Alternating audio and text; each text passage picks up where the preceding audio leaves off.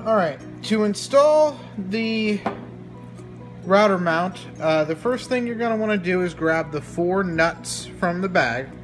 Now, these nuts are designed to roll into the T-slot. They got this little ball bearing on the back that holds them in place. And so if you just angle it and drop it in, and then bring it up, they should just fit right into the slot like that and stay there.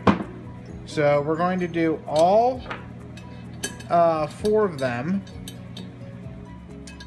Alright, now we need to attach our router piece.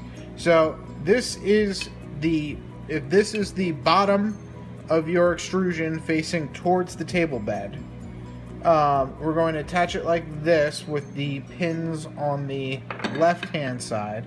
And so you're just going to take the router mount, lay it on here, and align the top 2 slots with the holes. And then we're going to put our screws in here up top, and we're just going to make them finger tight. And we're going to screw them down a little bit so that they got a secure hold on the nuts. And then we're going to slide it along the extrusion until the bottom slots here are aligned with the nut.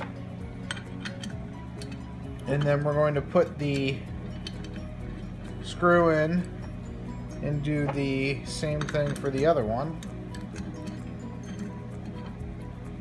And we are most of the way there. This should still be able to slide freely. And at this point, before we mount the router mount, you're going to want to tighten the bottom 2 down. For now, we're just going to leave the 2 pins right up against the axes. So now we have to mount the router mount here. And so what we're going to do is we are just going to put it right on here. And we are going to drop the screws in and get it aligned. And then this goes down through here and tightens the screws all the way up. And so we're going to do that to all 4 screws. So I'm going to turn it another way so you can see here. If you have a ball wrench, you can also get in on the side like this, which is probably going to be a little bit easier. Alright, now that you're done, the only thing left to do here is install the router.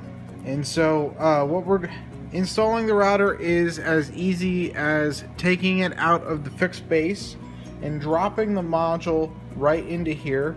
If you drop it until the top of the router fully seats against the bottom here, and then pull it back a little, and then all you have to do is tighten down these 2 screws and you are good to go.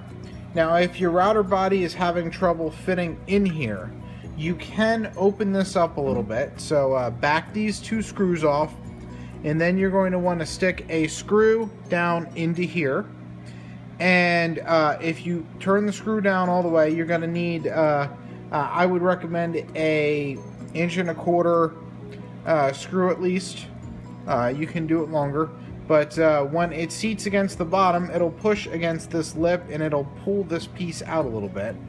So if you screw it down with an Allen wrench, you should be able to pull this piece out enough to slide the router body down. Again, most of the time it should just slide right in there, but if it happens to be tough, you can do that and then it should just slip right in there. Alright, so you've been running, you got your router all set up. And one of the common questions is, well, what do I do if it's not straight? So you take your square, you put it up, and the router is not square. Well, the first thing that you should do is check the router base. And if it's not that far off, we can shim it right here.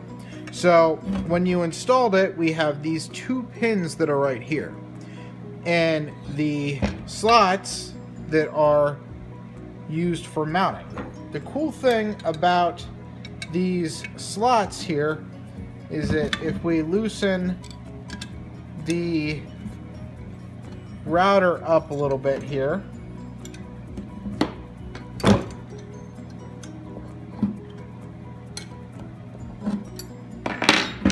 you can see that we have a little bit of play to tilt the router. In fact, we got about 10 degrees of play. Not that you should use all 10 degrees. But one of the cool things about this is over here, if you put shim stock onto either side of these, then you can shim and control the router's tilt. So you need to, if it's tilted front to back, you can loosen the whole thing up and put some shim stock right under here as well.